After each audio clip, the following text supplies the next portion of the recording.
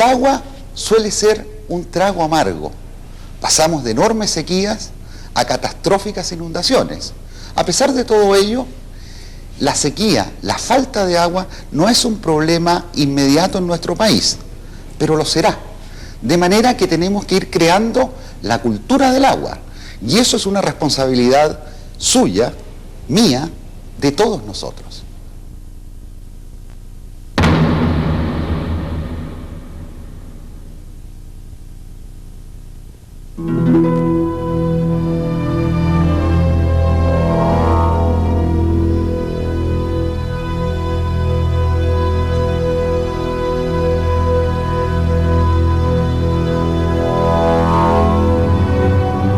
La Tierra.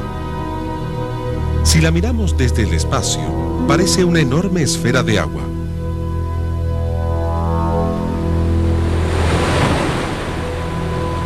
Pero no siempre fue así. Miles de millones de años atrás, nuestro planeta era solo un pedazo de tierra estéril que colgaba del firmamento. La soledad y el silencio eran el preludio de los gigantescos cambios que vendrían.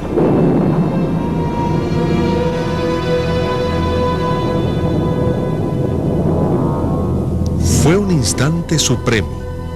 La Tierra comenzó a gestarse cuando enormes erupciones volcánicas liberaron gases en la atmósfera, que formaron las nubes, las que posteriormente se precipitaron como agua, bañando al planeta y formando los océanos. Fue en estos mares donde comenzó a latir la vida. Seres muy simples nacieron en el agua y evolucionaron durante millones de años, dando origen a las diversas formas de vida que hoy conocemos en nuestro planeta.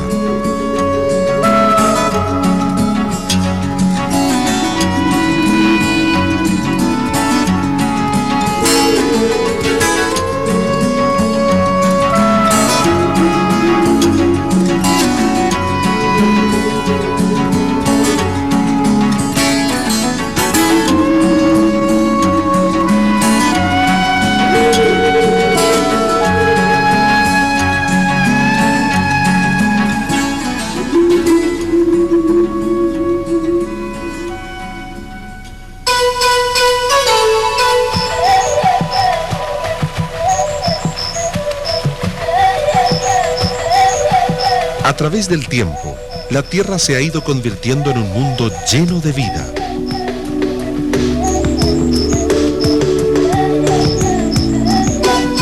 Miles de millones de personas comen, trabajan, estudian y viven sin siquiera detenerse a pensar en este elemento que nos ha acompañado desde todos los tiempos. Cuesta imaginarnos un mundo sin agua. Estamos acostumbrados a verla, a usarla, a tenerla en cualquier actividad. La naturaleza se encarga de regenerar el agua día a día. A través de la evaporación, el agua sube a la atmósfera y vuelve en forma de lluvia y nieve. Es el ciclo del agua.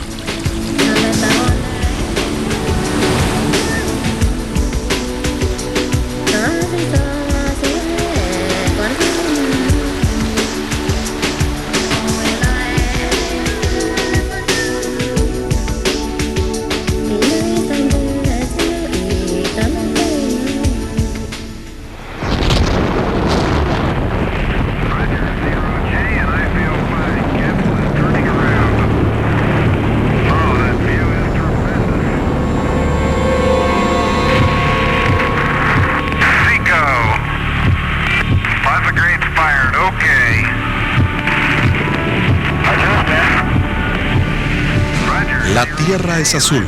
Fueron las palabras del primer ser humano que vio la Tierra desde el espacio. Algo que no debiera extrañarnos, ya que más del 75% de la Tierra está cubierta de ese líquido. Único entre los planetas de nuestro sistema solar, la Tierra tiene agua en sus tres estados: gaseoso, líquido y sólido. La mayor parte del agua está en mares y océanos, es decir, es agua salada. El agua dulce, la que nos permite vivir, es poca y se encuentra en ríos, lagos y hielos eternos. Sus mayores reservas están en los polos y glaciares, lo que hace muy difícil poder aprovecharla. El agua que usamos a diario, aquella que riega campos o mueve turbinas, es solo una pequeñísima parte del líquido que existe sobre la Tierra, llegando a menos de un 1%. Además de poca, su distribución en el mundo es desigual. Grandes zonas de Asia y África, las más pobladas del planeta, disponen de muy poca agua. Largas sequías son seguidas por fuertes lluvias y temporales que han dejado a grandes ciudades del mundo cubiertas por el agua. Pero el agua es un bien frágil, expuesto a la influencia de diferentes fenómenos, como por ejemplo, el cambio climático.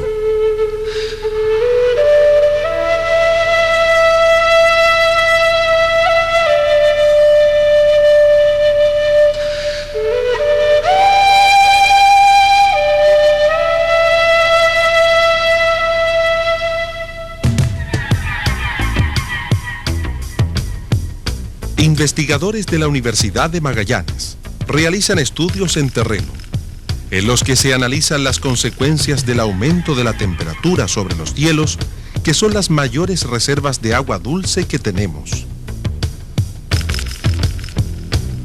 Penetrando con radares las profundidades de los glaciares, concluyeron que el volumen de estos gigantes blancos ha disminuido varios kilómetros durante el último siglo, en un proceso que se ha acelerado en las últimas décadas.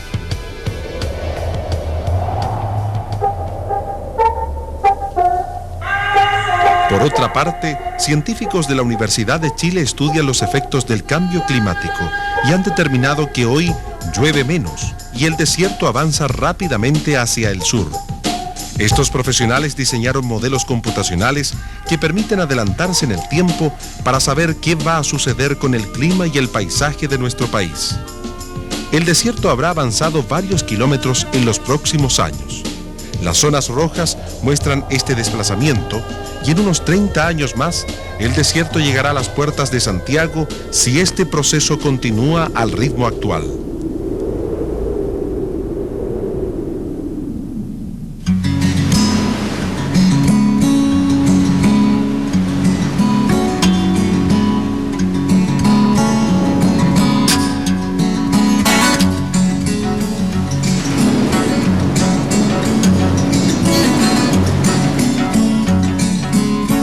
El clima no solamente es alterado por las actividades humanas, también cambia en forma natural, en un proceso donde extensas corrientes marinas juegan un papel fundamental.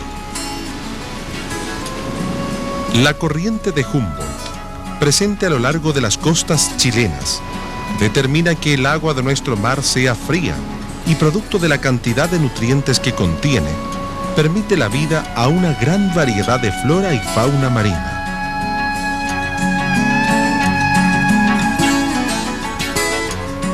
La aparición de fenómenos como el Niño y su contraparte la Niña también alteran el clima.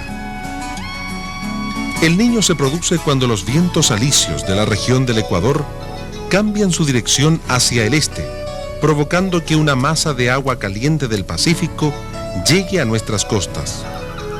Este fenómeno modifica los patrones climáticos, provocando, por ejemplo, abundantes lluvias en Chile central. El enfriamiento de las aguas, en cambio, anuncia la llegada de la Niña, fenómeno que trae las sequías. Por eso tal vez debamos aprender en el futuro cómo vivir con menos agua, tal como lo hacen en el norte de nuestro país. Fue hace unos 10 años cuando los habitantes de Chungungo, un pueblito costero de la cuarta región, vieron cómo la neblina o camanchaca podía calmar la sed acumulada por muchos años. Utilizando simples mallas, atrapan gota a gota la niebla que abraza permanentemente a un cerro cercano. Con este sistema, recolectan diariamente 3 litros de agua por cada metro cuadrado de malla.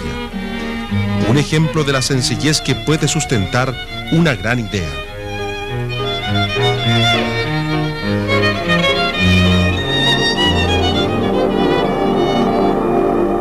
Si de ingenio se trata, lo que veremos podría generar una revolución. Científicos de las universidades de Tarapacá, Antofagasta y Arturo Prat comienzan a regar y cultivar el desierto de Atacama.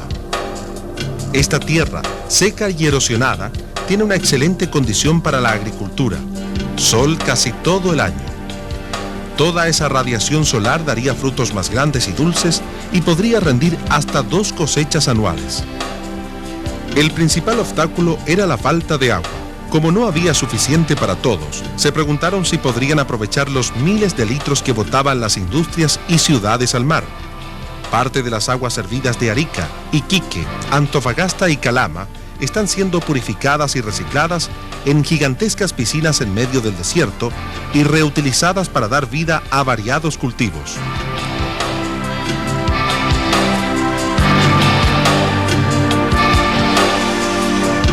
No solo debemos aprender a reciclar y a ahorrar este recurso.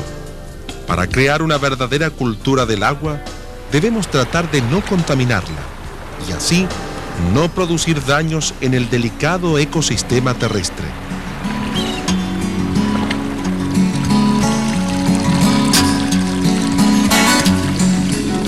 Por el momento, nuestra misión será cuidar lo que tenemos con esfuerzo, ingenio, ciencia y tecnología. El agua, al igual que la tierra y el aire, nos da la vida. Si queremos disfrutarla como nuestros antepasados y pensar en los futuros habitantes de este planeta, necesitamos aprender a conservar este vital recurso. El cambio debe venir desde nosotros. Tomar conciencia que sin el agua, la vida, como la conocemos, no podría existir. Cuidar el agua es cuidar el planeta, nuestro único hogar por el momento. El agua está en todos nuestros actos, inunda lo cotidiano. Pero no solo eso, el universo es espacio y tiempo, pero el tiempo, dice el poeta, se va como agua entre los dedos. Y el agua nos llevó a crear en la antigüedad la clepsidra, el reloj de agua que marcaba la noche. Si es cierto que la vida está ligada al agua, también es cierto que aún tenemos mucho que aprender para convivir con ella. Y en esa convivencia tenemos que llevar nuevamente el agua al centro de nuestra cultura.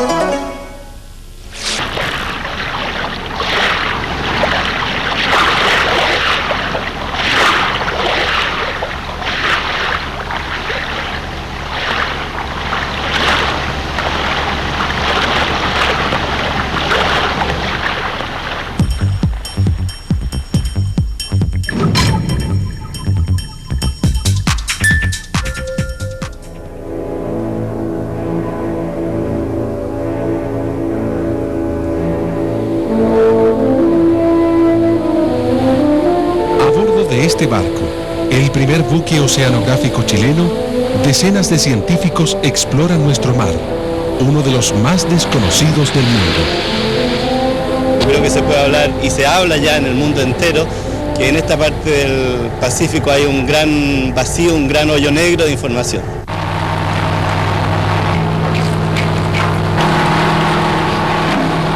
Los investigadores buscan datos trascendentales para el más acuciante problema ecológico, el efecto invernadero. En las próximas décadas, extensas tierras se convertirán en desiertos, desaparecerán numerosas especies de animales, el nivel del mar subirá. Estos son apenas algunos de los cambios que vivirá y está viviendo nuestro planeta debido al aumento del dióxido de carbono en el aire. Cada año, la industria mundial expulsa 20.000 millones de toneladas de dióxido de carbono, 4 toneladas por persona. Cada día, en la selva amazónica desaparece el equivalente a 72 canchas de fútbol, por lo que hoy este pulmón vital para el planeta recicla un 10% menos de oxígeno que a comienzos de siglo.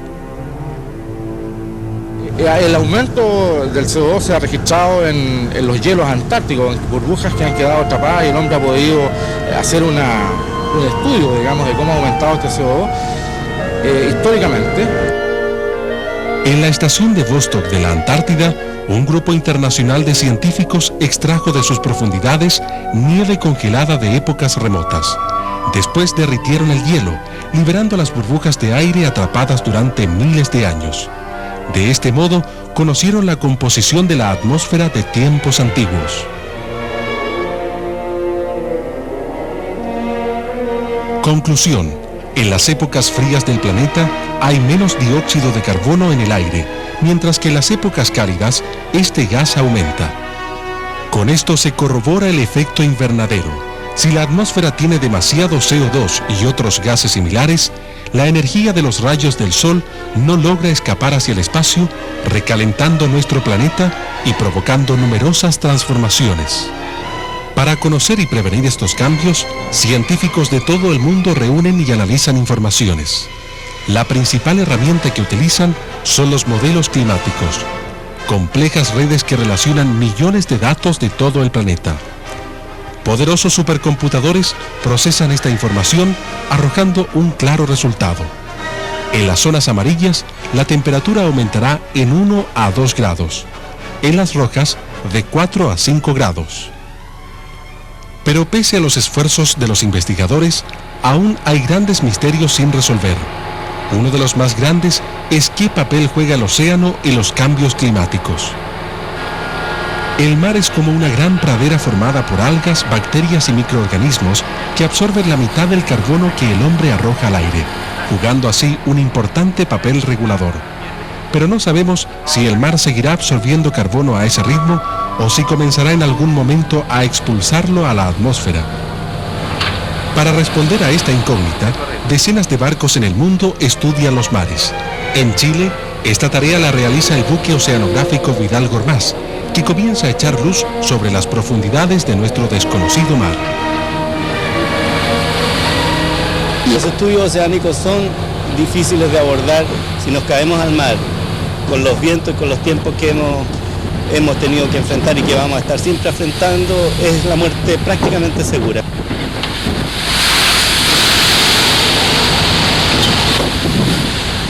Sin importar el mal tiempo, los investigadores chilenos trabajan día y noche para aprovechar al máximo al nuevo barco de la Armada chilena. Sin embargo, el problema del efecto invernadero es cada vez más grave. Durante este siglo, la superficie de nuestro planeta aumentó su temperatura en medio grado y se espera que siga subiendo. Nuestro país también se recalentará. Debiera producirse un incremento que en el norte debiera alcanzar alrededor de entre 1 y 2 grados, y probablemente en el extremo austral del país podría llegar hasta un máximo de 4 grados. Unos cuantos grados que cambiarán drásticamente nuestro paisaje. Dentro de 40 años, en el norte grande, las ocasionales lluvias del altiplano que alimentan de agua a ciudades como Arica o Antofagasta disminuirán a cerca de la mitad. Se podría producir un desplazamiento del desierto hacia el sur, el cual podría llegar a moverse unos 100 o 200 kilómetros. De esta manera podría aparecer probablemente hasta las puertas de Santiago una zona con gran déficit de agua, si es que se cumplen las predicciones que los modelos de cambio climático disponibles actualmente establecen. Si no hacemos nada por detenerlo, el desierto se comerá 1 millón de hectáreas e incluso más. La desertificación afectará principalmente a las comunidades agrícolas del norte chico, que por la disminución de las lluvias no tendrán el forraje suficiente para alimentar a sus animales. A largo plazo, la gran agricultura también sufrirá las consecuencias. De Concepción al sur, los pronósticos son más erráticos, aunque sí se sabe que aumentarán las lluvias. En la zona austral, el aumento de la temperatura derretirá los glaciares de Aysén y Magallanes. Esto significa un retroceso en las líneas de nieve y significa también un derretimiento más acelerado de las mismas, lo cual evidentemente debiera tener algún significado en el alza a nivel del mar, otro de los temas característicos del cambio climático. Se calcula que el nivel del mar subirá en alrededor de medio metro. Si bien en Chile se inundarán algunas zonas costeras, especialmente aquellas más planas, como las desembocaduras de los ríos, la situación no es tan dramática como en otros lugares del globo.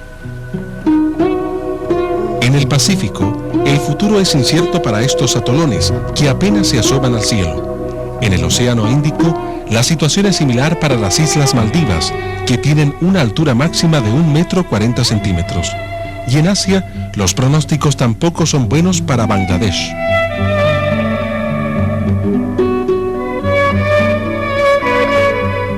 Una válvula de seguridad efectiva es invertir mucho más en investigación básica y aplicada para tener los elementos necesarios para prever los posibles cambios.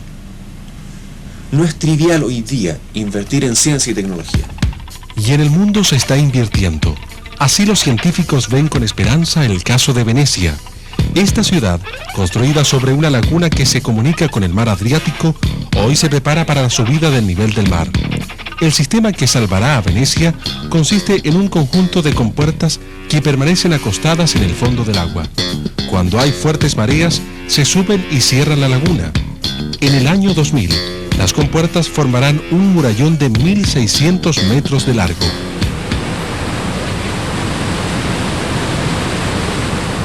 Además de la subida del nivel del mar, otro cambio que afectará a nuestro planeta es la desaparición de importantes especies. En Chile, ni siquiera los parques nacionales podrán proteger a nuestra fauna autóctona. Cuando cambie el clima, naturalmente el hábitat de esos refugios va a cambiar y las especies van a tender a moverse siguiendo el cambio climático, como han hecho migraciones siempre. El problema radica en que van a salir de este refugio a un área donde su sobrevivencia no es viable. Baste pensar qué le pasa a un zorro en un campo de cultivo. Es cazado. ¿Qué le pasaría a un huemul pastando, ¿no es cierto?, en una pradera junto con vacas? Los cambios en todo el planeta y en nuestro país ya vienen, pero el conocimiento que tenemos de ellos aún es escaso. ¿Cómo prepararnos frente a esos cambios? ¿Cómo prever algunos cambios? Para ello se requiere información. Y hoy día la información disponible es relativamente baja. Sin embargo, hay intentos por comprender los ecosistemas. El buque oceanográfico Vidal Gormaz reúne informaciones para intentar comprender qué pasará con la enorme cantidad de carbono que contiene el mar. Científicos y estudiantes toman muestras de agua a grandes profundidades, gracias a un instrumento que desciende a más de 3.000 metros bajo el mar y que calcula automáticamente la temperatura y salinidad del agua. Después, los investigadores analizan minuciosamente las muestras para saber su contenido de oxígeno, plancton y bacterias. De tal manera que es un estudio complejo, ecosistémico y que requiere abordar todos estos componentes como si fuera un solo gran rompecabezas. Si nos olvidamos de uno, no vamos a poder entender el cuadro completo. Por ahora el puzzle está inconcluso. El Vidal Gormaz y otros barcos oceanográficos en el mundo seguirán navegando para saber qué pasará con las millones de toneladas de carbono que contiene el mar.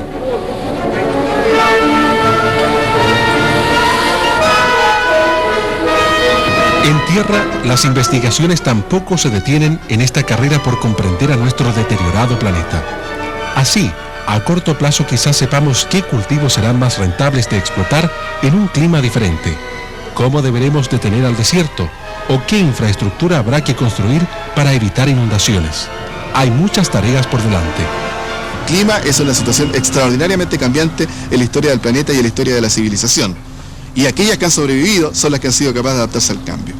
Entonces, en consecuencia, no es más que una aventura nueva que la humanidad tiene que enfrentar, dotada del conocimiento y de las posibilidades que tenga.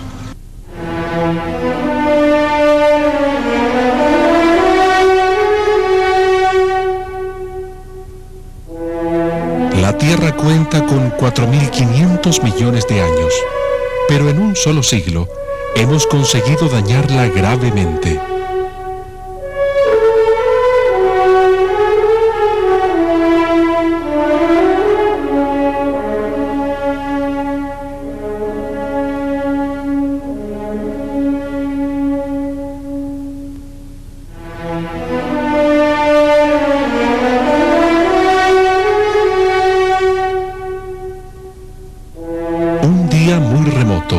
El sol moribundo se hinchará y sus llamas tocarán la tierra antes de extinguirse para siempre. Mientras tanto, solo depende de nosotros que ese día llegue efectivamente dentro de 5.000 millones de años y no antes.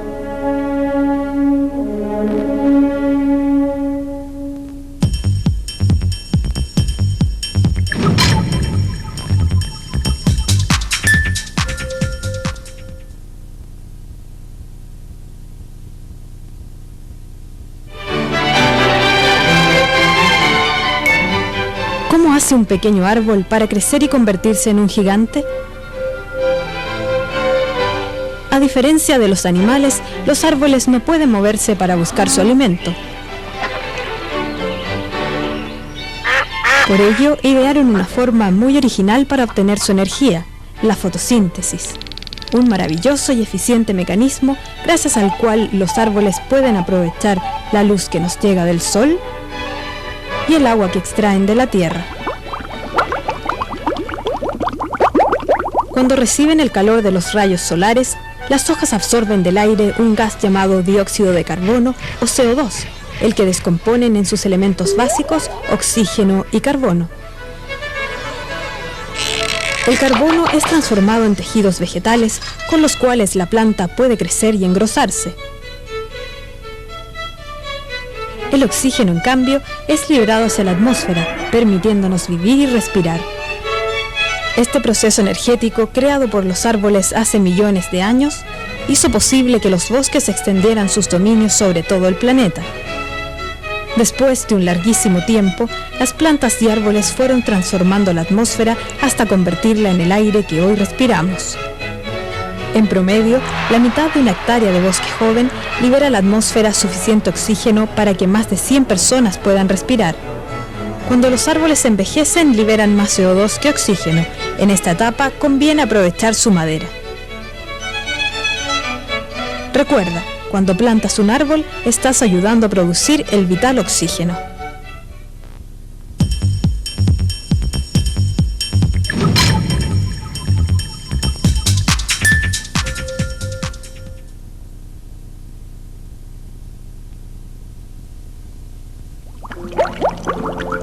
En la naturaleza no aparece claro el concepto sobre riqueza y pobreza, porque lo que para mí no me sirve, que es mi desecho, resulta que es la riqueza para el otro, es el oro para el otro, ¿no es cierto? Yo lo comparo un poco al Edén de la Biblia, ¿no es cierto? Porque no es que yo creo que no hemos perdido el Edén, sino que hemos perdido la cabeza, porque el Edén está aquí, ¿no es cierto? Es cuestión de que lo armemos, es decir, no hay nada que armar, es cuestión de que sigamos a la naturaleza. ¿Sí? Cuando José Toá descubrió que la investigación científica era la pasión de su vida, decidió dedicarse a ella por completo. Desde entonces, el centro de las innovaciones de este creador han sido los ciclos naturales. No tengo mentalidad de científico, esa es la verdad. Así que me entretengo en esto como quien nada a los 100 metros, no sé, o quien corre los 100 metros, los 200 metros, por deporte. A pocos años de haberse recibido como médico, este deportista de la ciencia colgó su delantal y se integró al equipo de investigadores del Laboratorio de Biofísica de la Universidad de Chile. Su vida ha transcurrido entre pipetas, matraces y salas de clases, donde motiva a sus alumnos con su genio creador. Hoy, secundado por varios ayudantes, desarrolla un novedoso y revolucionario método para descontaminar las aguas servidas. La idea es simple, consiste en tener un sistema que uno pueda manejar un volumen grande de microorganismos que sean capaces de tomar la materia orgánica y consumirla, de manera a dejar esa agua que tiene en el San Juan del Aguagua, en el Mapocho, un alto contenido de materia orgánica del orden de 250, 300 milígramos por litro, dejarla limpia esa materia orgánica. El instrumento de la purificación fue bautizado como biofiltro y se le instaló en una pequeña planta piloto ubicada en Melipilla. Allí el biofiltro purifica cada día 1000 litros por metro cuadrado de agua servida, lo que equivale al consumo diario de 1000 personas. En el biofiltro, lombrices y microorganismos devoran los elementos contaminantes que trae el agua, reduciendo en un 96% la carga orgánica del afluente. La gracia de esta lombriz es que ella es la que se alimenta de la materia orgánica, del lodo que trae el agua servida. Ella se alimenta de eso y purifica el agua, o sea, le quita materia orgánica, la deja más clara para que nosotros después pasemos a la desinfección con la ultravioleta.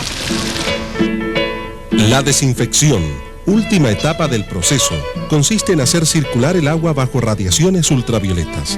Estas destruyen las bacterias y coliformes patógenos que aún permanecen en el agua y que lombrices y microorganismos no han podido eliminar. Así se obtiene un tipo de agua ideal para riego y uso industrial libre de contaminación.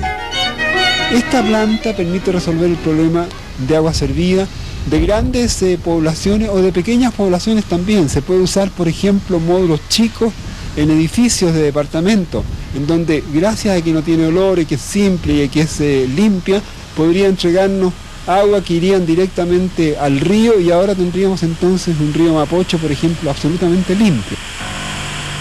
Creador incansable, el único motivo por el cual le gusta ser objeto de comentarios es el aporte que su visión innovadora le entrega al mundo que más ama, la ciencia. Y esta, en su estado más puro, sigue deparando nuevas sorpresas y desafíos al profesor y sus ayudantes. Un día fuimos a una charla por ahí del profesor Acevedo, tenía unas tunas, dije, dame unas tunas, voy a ver qué se puede hacer, se las di a Sergio, ponla dentro de una botella, qué sé yo, y mañana vemos qué podemos hacer. Y a la mañana siguiente, ¡pum!, había explotado la tuna y la tuna estaba en el techo, ¿te acuerdas? Perfectamente, estaba en el techo de la tuna y dice, ¿qué diablo pasó aquí? Digo, obvio que está produciendo gas, ¿no es cierto? ¿Qué gas está produciendo? Veamos, ¿no es cierto? Caramba, la fermentación que en horas había... El equipo se abocó al estudio del fenómeno ocurrido en el laboratorio del profesor, descubriendo con asombro que aparte de las grandes concentraciones de hidrógeno, la paleta de la tuna al entrar en su proceso de descomposición entregaba elevadas cantidades de gas metano, lo que hace pensar en la producción comercial de este producto. ¿Cuál es la posibilidad entonces de hacer gas? Bueno, tener, digamos, 10.000, 20.000, 30.000, 100.000 hectáreas de tuna. La tuna tiene la gran gracia de la planta de que permite desarrollarse con un riego mínimo. En Iquique me decían con 50 milímetros de agua basta al año. En Taltal me recuerdo que me decían que no la regaban, se batían de más con el agua de la humedad del mar, digamos que es muy alta. Los avances obtenidos por el profesor Toá son un aporte real a la comunidad. José Toá, maestro, poeta, investigador, inventor, hombre de ciencia, no descansa en la búsqueda de un quehacer científico útil para nuestro país. Yo estoy muy esperanzado de que los chilenos perdamos ese miedo a que no, la investigación tiene que venir de afuera, los descubrimientos de afuera, las realidades nacionales tenemos que resolverlas nosotros. Y tenemos que hacer ese esfuerzo y creer que y confiar en que lo podemos hacer. Yo creo que tenemos de más gente y ahora medios como para hacerlo.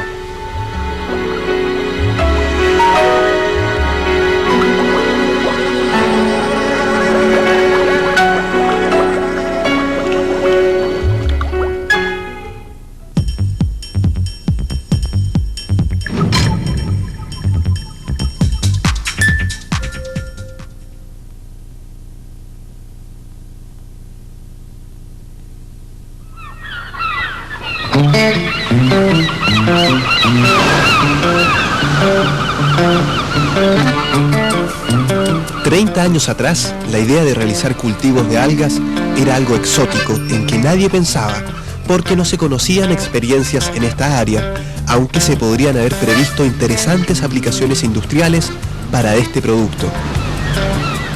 Ya en esa época, Vladimir Vilkomirsky, químico farmacéutico, no pensaba en otros asuntos y hacia ese objetivo se dirigían sus investigaciones. Por tratarse de una actividad realmente desconocida, sin antecedentes probados de éxito ni en Chile ni en otros lugares del mundo, este científico emprendedor no encontró apoyo para concretar sus proyectos. Entonces, tras 20 años de estudios e intentos por poner en práctica los resultados que sus estudios indicaban, Vilkomirsky enfrentó en solitario el desafío de cultivar el mar. Abandonando las comodidades y con la ayuda de su familia, comenzó entonces la lucha por conquistar cada metro de arena para las valiosas algas en la cuarta región. La partida fue sin nada, prácticamente sin nada. Ninguna de las instalaciones que ustedes conocieron existían en ese entonces. Estaba la playa y nada más. Y trabajábamos en un mesón hecho de tablas con unos tambores. Yo mismo iba amarraba las algas, las plantaba, cosechaba, en fin, hasta que esto empezó a tomar un cierto volumen.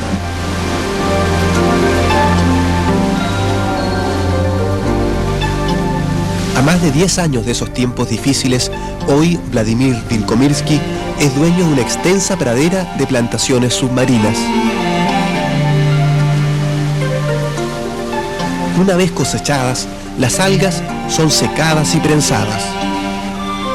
Su destino es ser exportadas a Japón, país en que son transformadas en agar, elemento que se utiliza en las industrias alimenticia y farmacéutica.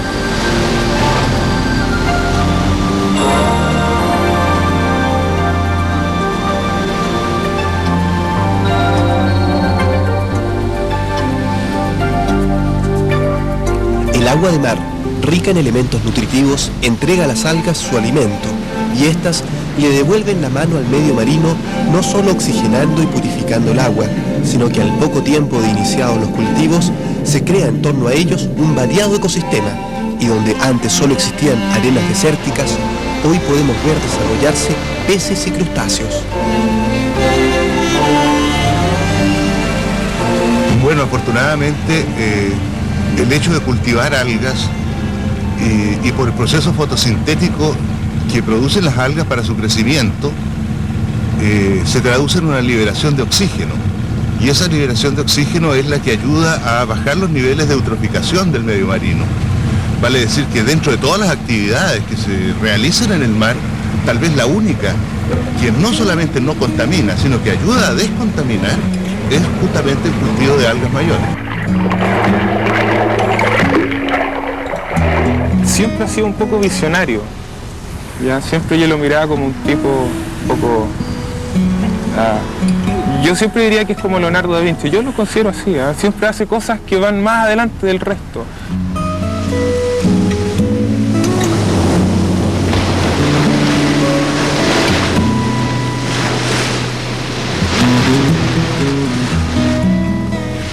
Mi papá se metía todos los días a bucear. Y así de a poquitito, todos los días poniendo más, todos los días, hasta que hoy día ya tiene, la pradera no es tan grande, pero es la más productiva, diría yo, una de las más productivas que hay en Chile. Tener una empresa que ayuda al medio marino a generar las condiciones más aptas para la vida es muy importante para alguien que, antes de ser empresario, trabajó más de 20 años en la universidad como científico, especialista en ecología. Bueno, a la Universidad de Concepción en realidad le debo casi todo con respecto a la preparación que yo obtuve desde la Universidad de Concepción, una educación sistemática en primer término y posteriormente una especialización en lo que actualmente hago. Si yo no hubiera tenido esa preparación, difícilmente habría tenido el éxito que hemos estado logrando en estas empresas. Esa preparación es la que le permite revisar personalmente la calidad de sus algas y determinar con conocimientos biológicos cómo deben realizarse paso a paso las plantaciones. Cultivos que se perfeccionan continuamente gracias al entusiasmo y la energía de este hombre, para quien las ideas, como las algas, se desarrollan y se renuevan constantemente.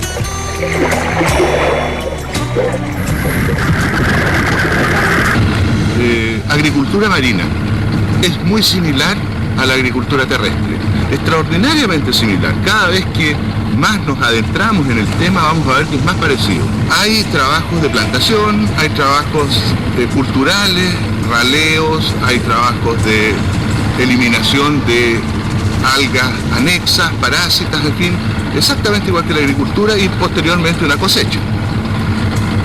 La única diferencia en realidad es que nosotros no regamos. El riego, tenemos un riego automático con todo el agua del mundo.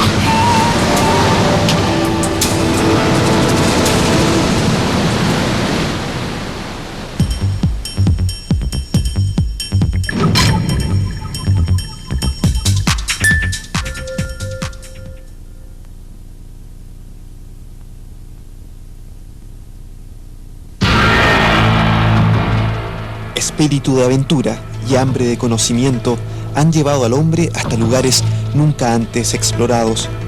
Es la misma inquietud que aún hoy sigue viva. El Nathaniel Palmer es uno de los rompehielos más equipados del mundo. Pertenece a la Fundación de Ciencias de Estados Unidos y cada año decenas de científicos de las más diversas nacionalidades se embarcan para aclarar los misterios que encierra este inhóspito continente. Considero que la Antártica es una verdadera aventura intelectual, también una aventura científica. Sabemos por los relatos históricos que muchos de los primeros exploradores querían ir a la Antártica sencillamente porque no había sido conquistada, explorada ni investigada. Creo que ahora eso ha cambiado. Los científicos queremos ir a la Antártica para comprender no solo los misterios de la Antártica, también queremos ver lo que podemos aprender sobre el resto del planeta desde este lugar tan único. La ciudad de Punta Arenas es el punto de partida habitual. De ahí el Nathaniel Palmer se acerca a la península antártica para después recorrer el mar de Weddell o el mar de Ross, ubicado al otro extremo del continente. El barco es una gran plataforma científica donde los investigadores tienen todos los medios a su disposición. Tenemos más de 1.300 metros cuadrados destinados a laboratorios. Eso equivaldría a una casa muy grande, una verdadera mansión. El Palmer debe abrirse camino a través de la espesa capa de hielo.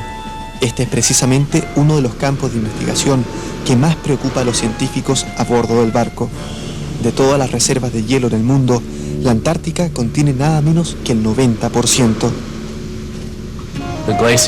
Los glaciólogos creen que esta capa de hielo puede estar en un estado de colapso.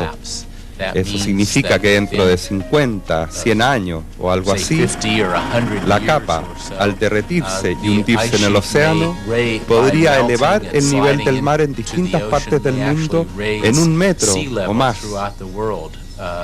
lo que tendría un impacto dramático y global sobre el resto del mundo.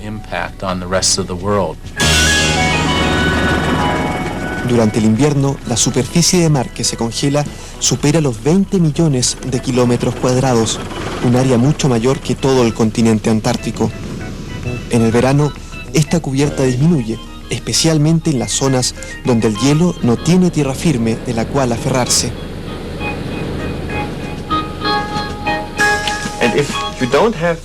Si usted no tiene esa protección, la integración con las aguas cálidas puede desintegrar toda la capa de hielo, hacerla retroceder.